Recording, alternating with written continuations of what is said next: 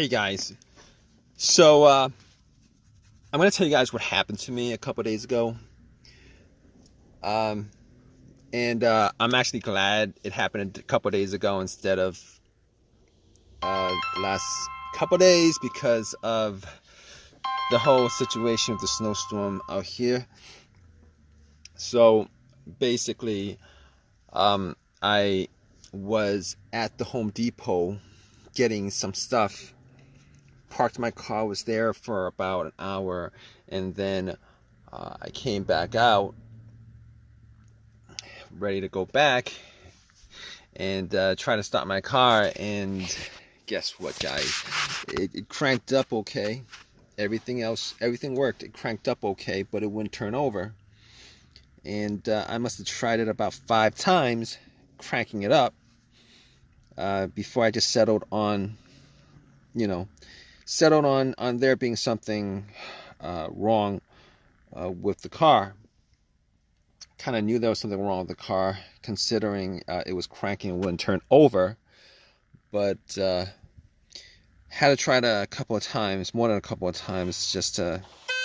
Well, I was hoping that it wasn't anything that I couldn't fix by just maybe trying it a couple of times and then doing the whole shifting from park to other gears and then trying to start it up and then pressing the accelerator a couple of times, seeing if that helped, and 5-6 times, and after that I kind of gave up on it because it wouldn't turn over. It would crank. It would you guys know what that is. It makes that noise when it cranks up just fine. It just wouldn't turn over. And those cranks were very, very strong cranks. They were very strong cranks. It wasn't any kind of slow crank, any kind of. And that was a bit worrisome to me because if it was like a slow crank or a weak crank, I might have assumed that it was probably the battery or something like that. But considering it was a strong crank every single time I try to crank it, So basically, I was still hoping that it was something simple like the battery. So what I did was I turned on my headlights and went out to check to see whether the headlights were bright or not. And the headlights were very, very, very bright. So basically, couldn't really make heads or tails of that, considering, well, I kind of could, but I was hoping that it was the battery, because since I was at the Home Depot, if it was the battery, I could have just hopped into the Home Depot and they probably had the brand of battery for the car. But anyway, after that, I put the hood up and checked the battery, because for whatever reason I kind of thought that it had something to do with the battery. I was hoping that it had something to do with the battery. So I was checking the battery, checking the terminals, checking a bunch of other things. But thing about it, I changed out the battery maybe like a year ago. Changed out the battery about a year ago because it kind of died on me. Like I couldn't get it started before, and wasn't really the same situation because it wasn't cranking when the battery situation happened. But this situation right here, it's cranking pretty good. So I know I remember I did not clean up the terminals, and they were kind of, there was some corrosion on there when I changed out the battery a while ago. So I was looking at the terminals, and the terminals looked very, very very corroded. There was like a lot of blue, whitish stuff on there. So I took out the Coke that I got, that I drank half of from the Home Depot, that I bought from the Home Depot, and I pretty much poured the rest of it onto the terminals, and it fizzed up, started oxidizing the corrosion. Took a paper towel and pretty much wiped it. And the terminals were not, they weren't super tight. They were tight enough. All right, I could wiggle it out, wiggle it back in, And I kind of wiggle it out, wiggle it out, clean the inside, wiggle it back in a couple of times just to make sure that it was rubbing the corrosion off. So basically, I did that, popped it back on, went back into my car and tried to start it, and it cranked like before. Did it about 3 times, cranked like before. It just wouldn't turn over. So at that point, I was like, okay, it might be a bigger situation at that point, and went back out, checked out the negative cable, which is the major ground wire for the whole electrical system of the car. If you guys don't know what the ground wire is, it pretty much completes the circuit. So the ground wire, the major ground wire, if you're in a situation like this and when you're looking for issues with the ground wire, you could just pretty much just trace the negative line, the negative terminal, and normally the negative terminal is bolted onto the frame.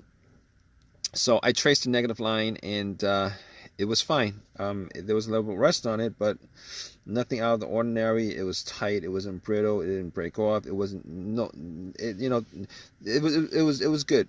All right, the cable was good. There was no portion of it that was broken off. It was good. So at that point, I was able to pretty much troubleshoot as far as eliminating the battery being the cause, eliminating the terminals being the cause, eliminating the negative line being the cause, which is the ground wire, eliminating also the alternator. Now, normally in this situation, it wouldn't be the alternator to begin with, but just to be sure, I did put a battery pack that I had bought from Walmart a year ago, and it was at 75%, but it was good enough. I popped it on anyway. I didn't think that was going to make any difference, so I popped it on and tried to and I try to crank up my car afterwards. It cranked. Obviously, it did the same thing. I tried it 3 times. It cranked, but it did not turn over. So at that point, I could rule it out completely, all those things, including the alternator, which if it was the alternator, which it probably couldn't have been, but if it was, the car would have started, and then once I took the booster pack off, it would have died off. So basically, I could eliminate all those things. So I was scratching my head trying to figure out what it was, and I was thinking maybe it could be a bunch of other things, but then I realized that there was no check engine light on the car. I haven't had a check engine light on the car since I had it. Actually, haven't had a check engine light, surprisingly, but there was no check engine light on the car. So at that point, I was able to rule out a bunch of other stuff. Pretty much everything else that had a sensor connected to it that the car would have read if there was some kind of malfunction, I was able to pretty much rule out. And that pretty much includes the mass airflow sensor, the throttle position sensor, the camshaft position sensor, the crankshaft position sensor. The common things that could have caused a situation like that. But I had an OBD2 reader, a cheap $20 OBD2 reader that I had bought from Walmart, and I plugged it in. Okay, and the reason why I plugged it in was to make sure of a couple of things. One of those things was that it wasn't a computer issue. Sometimes if the computer has an issue with being connected to the car itself, it would cause a crank no start situation. So I plugged it in, and if the OBD2 was able to read it through and then analyze it and give me a readout, I knew that that wasn't the case. Normally computer issues could exist because the car's computer could be malfunctioning. There would be a short somewhere, or a fuse issue, blown fuse to the car's ECU, ECM. But it gave me a readout. No codes, all clear. So I could rule out, at that point, I could rule out everything I mentioned which was the mass airflow sensor, the camshaft position sensor, the crankshaft position sensor, the throttle position sensor, rule all those out. I could also rule out the battery at that point. Now, seeing as how I ruled all those things out, there was only a couple things that could have caused it. Being as this is a general troubleshooting assessment that I did, I was like, okay, so it could be the ignition cylinder, fob key could sometimes do that, security, the relay, the fuses, fuel pump, fuel filter clogged up, a bunch of those things. But at that point, I was pretty much trying to test out the things that I could test out, and I was pretty much in that situation where I was going through the things that I could test out without needing any kind of without having taken anything apart, pretty much. So I was like, I got to where the fuses were. I looked at the fuses just to see whether there was any kind of, if I could see a blown fuse, if I smelled any kind of burnt smell at all, and was not able to detect whether there was a blown fuse. I did not have a fuse tester on me, and I don't know. I don't know if the Home Depot sold fuse tester. They might. I'm not sure, but it didn't cross my mind to actually go and get one. I didn't think it was a fuse to begin with, but I couldn't have been 100% sure of that. At that point, I was left with a couple of scenarios. One of those scenarios was either the fuel pump or fuel relay. Now, I was before I did check out the fuses, I was sitting in my car and I was thinking to myself, okay, this is the situation you're in, and thinking to myself, I could test out the fuel. I could tell whether the fuel pump, normally you could hear the fuel pump prime. All right, if you have the ignition on the on position, normally what happens is it sends electrical charge to the fuel pump motor. The fuel pump motor does its work and it sends out, pressurizes the system. You can actually hear it. Now, seeing as how there was only me in the car, I wasn't able to test it out efficiently, which is like when you have another person right next to where the fuel cap is, you would take the fuel cap off and then listen while the person in the car turn the car to the on position, and normally you would be able to hear a slight whizzing sound, a motorized sound, something like that.